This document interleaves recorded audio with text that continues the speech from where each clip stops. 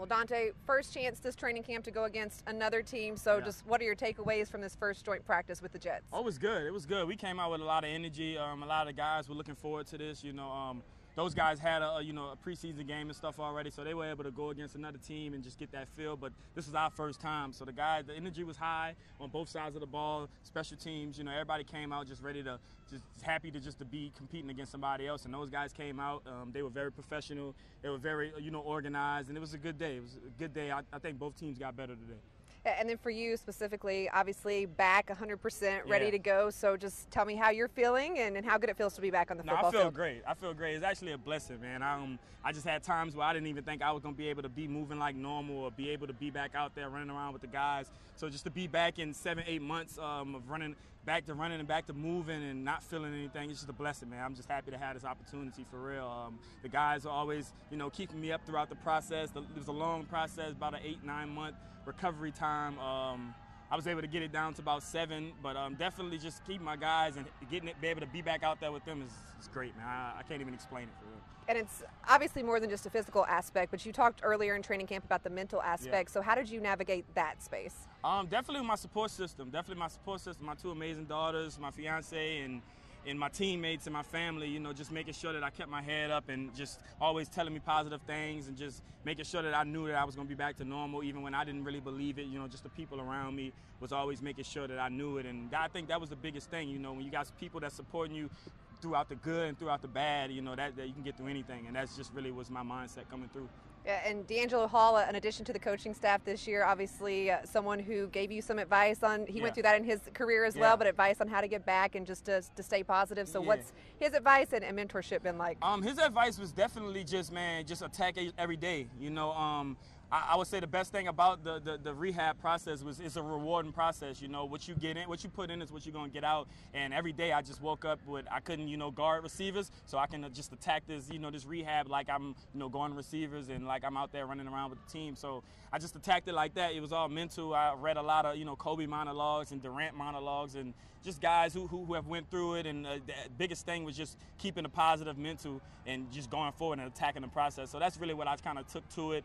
Just attack the process and every day just be grateful that I'm getting better. And that's really what got me through it for real. Yeah, absolutely. And now you're back on the field. JC's back, Chin's healthy. So a lot of returning guys back on the field, some new faces as well, and guys like Von Bell. So how would you describe this defensive unit this year? Oh, this defensive unit, man, we can be lights out. This group, we spend a lot of time together off the field.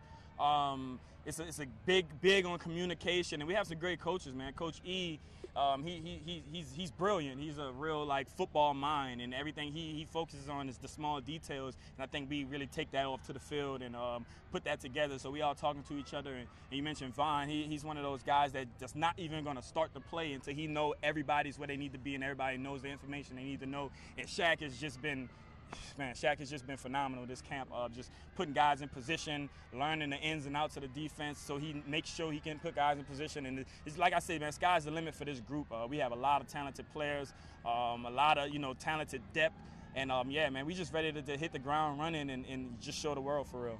And now you're one of those veterans, so what is it like stepping into that role and being a leader on this team? I mean, it's cool, but we have that type of group that we feed off each other. I'm probably the oldest corner in the room, but I ask questions to young guys just as much as they ask questions to me, and that's just how we work in that room. Everybody bouncing ideas off each other, everybody bouncing techniques off each other, and just staying together, because we know it takes everybody to go where we want to go for real. So that's really what it's been. It's just been a group that's just been sticking together and trying to keep on climbing every day. You mentioned obviously there's on the field bonding, but off the field Spartanburg's a unique chance to do that. So what have you guys been doing as a unit to bond here? A lot of food, chilling. Eating together, they have card games, whatever really we could do to just bond. There ain't much to do outside this Wofford campus, but we just try to spend as much time with each other as possible, whether we all gained up in the training room getting treatment together, or we sitting in the meeting together before meeting even start, just chopping it up. We have a little player lounge that we just sit in and chop it up, the locker room, of course, and like I said, the card games later on in the day. Just a lot of things just to keep this group rolling, because I know a lot of the bonding is going to pick back up when we get back to Charlotte, but we just taking this time as an opportunity to get to know everybody, learn everybody, and just keep working for real.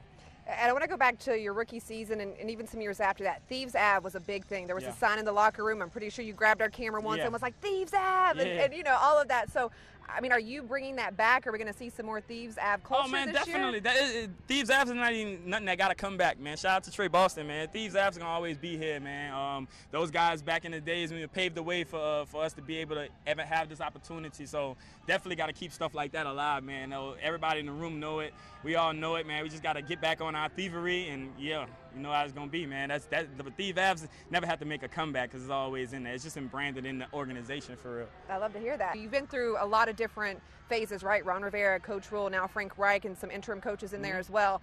So what has it been like as a player to constantly have to readjust to new philosophies and coaching styles and that kind of thing? I mean, I play corner, man, so no player is going to look the same when you play corner. So you just got to be adjustable, man. Mentally, I'm a football player, you know, so whatever any coaching group have asked me to do, I've always been one of the first guys to do it. And Coach Frank, he trusts me to do as that, you know. I'm just grateful to have this opportunity and have a new coach staff come in and trust me like the last two. And that's just a blessing in itself, you know. As soon as Coach Frank came in, you know, his biggest thing with me is I just want you to be as healthy as possible, you know. And that was just something that I just took with it as an opportunity because, like, you know, Coach came in and he was already, you know, thinking about me and thinking about me getting healthy and stuff like that. So, yeah, I mean, I've been through a lot throughout these, you know, 6 seasons, past 6 seasons here. But the only thing I look to is the next day and another opportunity. And I'm grateful that Coach Frank and them came here with a lot of trust in me. Coach E came in with a lot of trust in me to go out there and play good ball, and that's what I intend to do for real.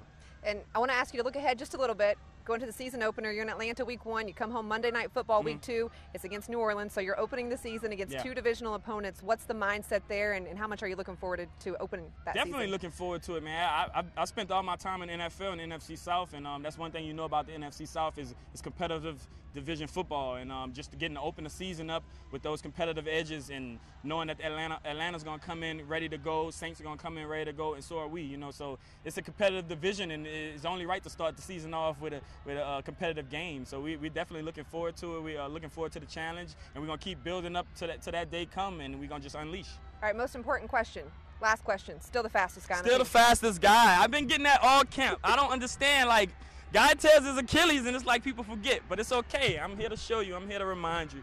Yes, I'm still the fastest guy. And yes, we rolling for real. Actions speak louder than words, so we're watching you on the field. I heard that, yeah. Donte, we appreciate it. Always great to chat with you. No doubt.